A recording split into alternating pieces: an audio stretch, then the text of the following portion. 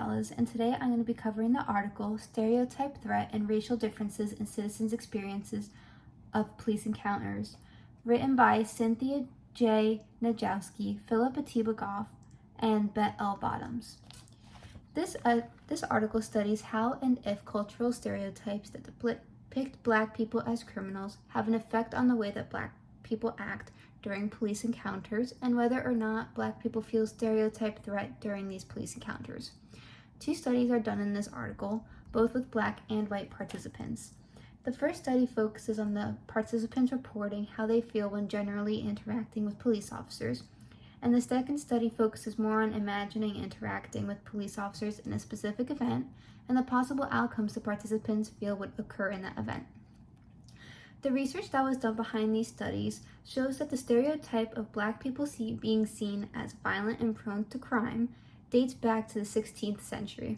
Even in modern-day America, those stereotypes are still heavily imposed upon the Black community, which can result in high anxiety levels when in a police interaction and a feeling as though they are being racially profiled. In Study 1, the majority of participants were white, which was 184 men, the minority being only 49 Black men. The average age was 19 years old. Only one scale was used during this study, and that scale being the explicit stereotype threat scale. The scale addressed the stereotype threat felt when involved in a police encounter, whether or not a person felt as though they might be stereotyped as a criminal due to their skin complexion. The participants then recorded their age, sex, and race and proceeded to complete a self-report survey regarding their own experiences with stereotype threat with law enforcement and how demographics may have influenced that experience for them. In Study 2, there were 2 samples of students being used. The one sample was predominantly white, and then the second sample was predominantly Black. The average age for each sample was 21 years old. The participants recorded their age, race, and sex. There were 4 scales in total used in this study, but before that, to start off, the participants were told to read a hypothetical police encounter and imagine themselves in the scenario and how they would act, feel, and respond in the situation. The first task that was given was a word stem completion performance, where 8 stereotype-related words had blank spaces so that the word could be turned into another word that was not stereotype-related. For example, criminal and original. There were 20 word stems in total, and the participants in the study had to list the first words that came to mind. The task following that one was an open-ended question of, what do you imagine the police officer would do next? The purpose of this question was to average out the expectations of the police officer's actions. Then another open-ended question followed of, how concerned would you be that the police officer might accuse you of doing something wrong? The purpose of that one was to see what the participants' expectations that they would be wrongly accused of wrongdoing by the officer would be. After the questions, the scales are now introduced. The first one being expected stereotype scale, which was used to further assess if the participant anticipated experiencing stereotype threat when dealing with a police encounter. The second scale was the anticipated anxiety scale, which assessed the anticipated anxiety of the participants during the hypothetical situation. The third scale was the anticipated self-regulatory effort scale, which assessed whether or not the participants felt as though they would engage in self-regulatory thoughts while in that hypothetical scenario. The final scale used was the anticipated suspicious behavior scale, which had the participants rate the likelihood of them acting or seeming nervous during that hypothetical encounter. The results of Study 1 revealed that Black people were significantly more likely than white people to agree that they experienced stereotype threat in police encounters. More specifically, white men and white women disagree with the feeling that they would experience stereotype threat, and the Black women did not agree nor disagree with the statement. It was also found that Black men are more likely to feel concerned that a police officer would view them as a criminal and make an unfair judgment based off of that observation. Black women, white men, and white women did not agree with that. Study 2's results revealed that it would be more likely for a Black man to use self-regulatory efforts while engaged in a situation with law enforcement than it would be for a white man to do so. This likelihood would result in Black men coming off as behaving more suspiciously than white men. Overall, both studies came to the same conclusion that stereotype threat is felt by Black people, specifically men, and not white people. Black women aren't often agreeing with the experiencing of feelings of stereotype threat. There's an idea that Black women become socially invisible, and that protects them from the negative stereotype that Black men face on a day-to-day basis. Stereotype threat can invoke feelings of anxiety, which result in the person engaging in self-regulatory efforts that end up making the person look guilty due to their body language, that body language being very similar to that of a person who is lying. An ironic effect of the stereotype threat is that the person begins to act in such a way that ends up confirming the stereotype. It can also lead to people having a certain attitude towards law enforcement just by assuming the officer will racially profile them. It takes being aware and conscious to be in control of the anxiety and fear that Black people face when encountering police officers. And sometimes Black men will fall into learned helplessness just by simply witnessing their environment, hearing what the news says, hearing what people around them have been through, and just what they know and how they are perceived, like the stereotypes. Good evening, I'm Lacey, and welcome to tonight's special report. We're diving deep into the complexities of racial disparities within American policing. Recent research from the article by the Annual Review of Law and Social Science titled Risky Situations, Sources of Racial Disparity in Police Behavior sheds light on the factors contributing to biased policing behaviors and the challenges officers face in navigating these situations. First, we'll explore how relying on experimental studies and statistical analysis by social psychologists and economists. The persistent racial inequalities within American policing highlights the reliance on experimental studies by social psychologists and the limited empirical research in the field. Economists attempts to assess discrimination by estimating racial disparities based on various factors, but fail to predict when or where the disparities will occur. To address this gap, the article proposes examining situational risk factors that may predict biased policing behaviors, drawing on previous research in criminal justice that focuses on risk assessments. It argues that individual biases are weak predictors of racially disparate behavior, emphasizing the influence of external situations on human behavior. The introduction identifies 5 situational risk factors that may contribute to discriminatory policing practices: discretion, inexperience, salience of crime, cognitive demand, and identity threat. Understanding and addressing these factors could help reduce racial disparities in policing and improve police-community relations. It discusses how police accuracy in using firearms and adherence to departmental use of force guidelines likely stem from their training and experience.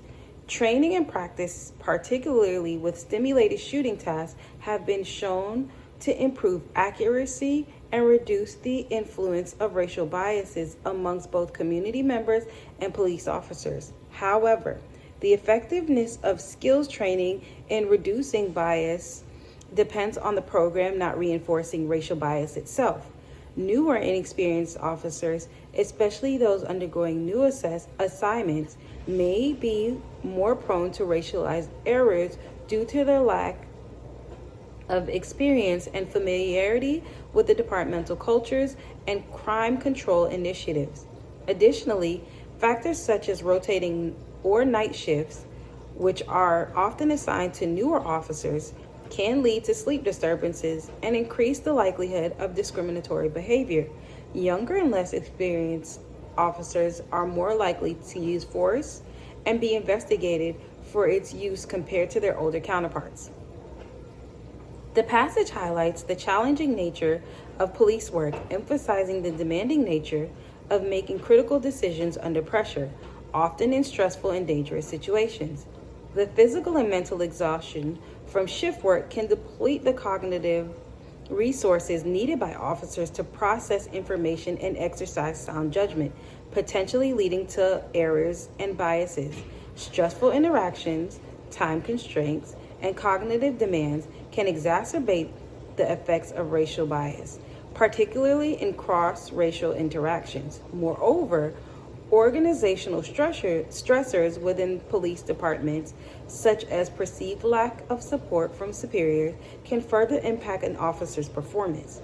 Studies suggest that the extreme anxiety can compromise an officer's ability to inhibit racial bias, increasing the likelihood of discrimination.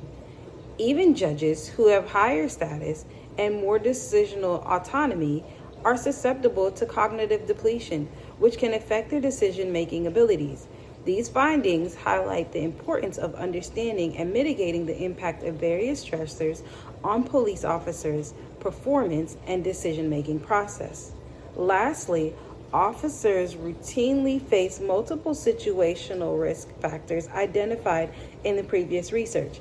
These factors, often experienced simultaneously, increase the likelihood of discriminatory behavior among officers, particularly when compounded by stress, sleep deprivation, and cognitive overload.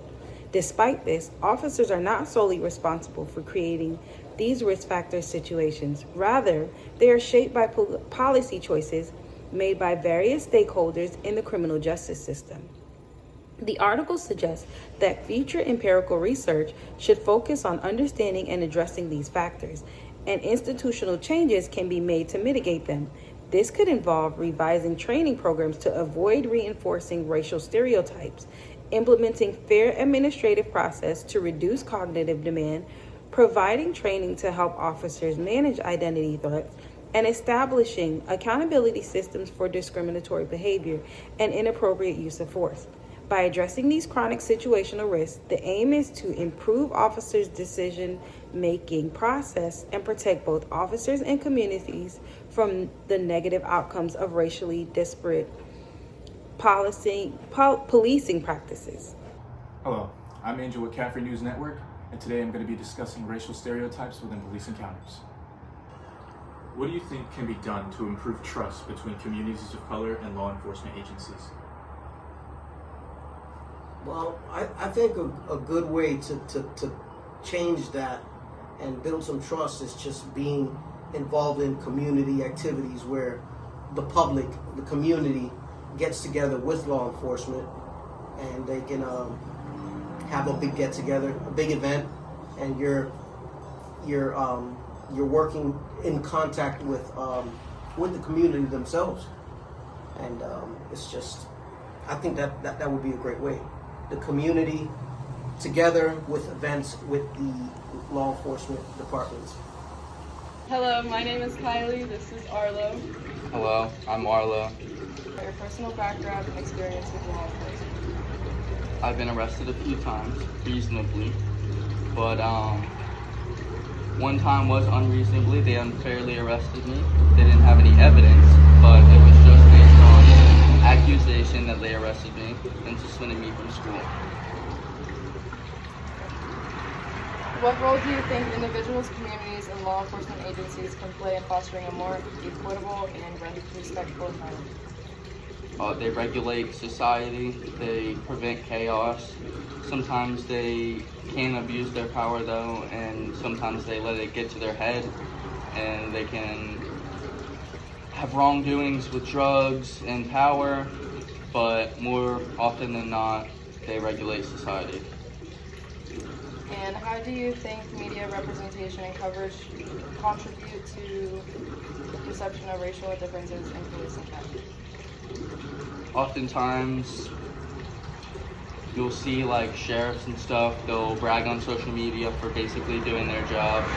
Sometimes social media can get to law enforcement's head, or it can be good, to broadcast a criminal who say did this crime, and they can use social media to help find that person. So it really just depends.